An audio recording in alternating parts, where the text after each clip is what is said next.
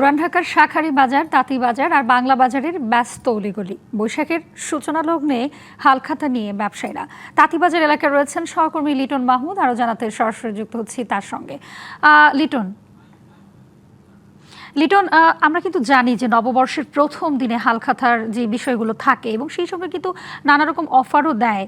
তো আপনি এই মুহূর্তে কী ধরনের অফার পাচ্ছেন এবং দর্শকদের জন্য কী ধরনের অফার অপেক্ষা করছে, সার্বিক কী তথ্য রয়েছে আপনার কাছে?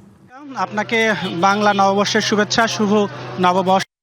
আপনি যেমনটি বলছিলেন যে হালখাতা অর্থাৎ যে যে হাল অর্থ নতুন অথবা হাল নাগাদকরণ, আর খাতা মানে হিসেবের খাতাকে আসলে সামনের দিকে এগিয়ে নিয়ে যাওয়া।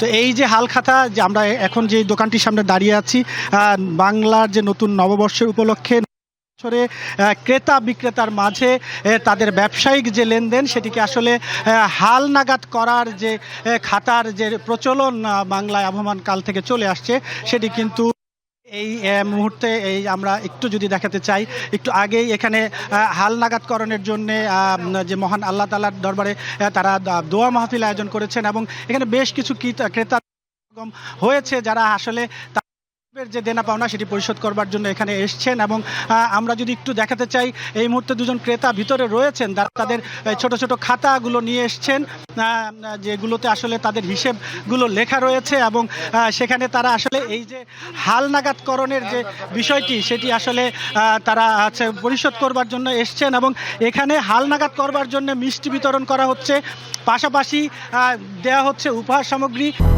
200-র বেশি সার্ভিস ও ফিচারে লেনদেনের সব বিকাশ অ্যাপে সম্ভব।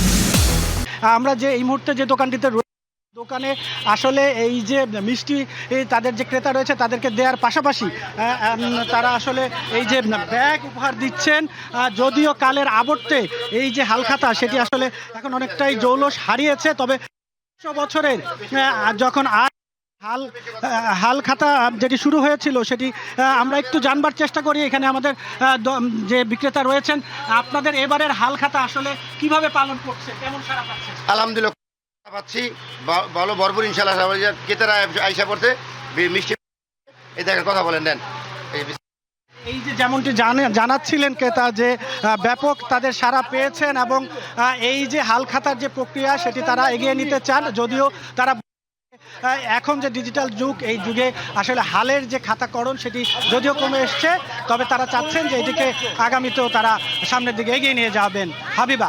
জি, ধন্যবাদ আপনাকে। সেই সঙ্গে নববর্ষের শুভেচ্ছা।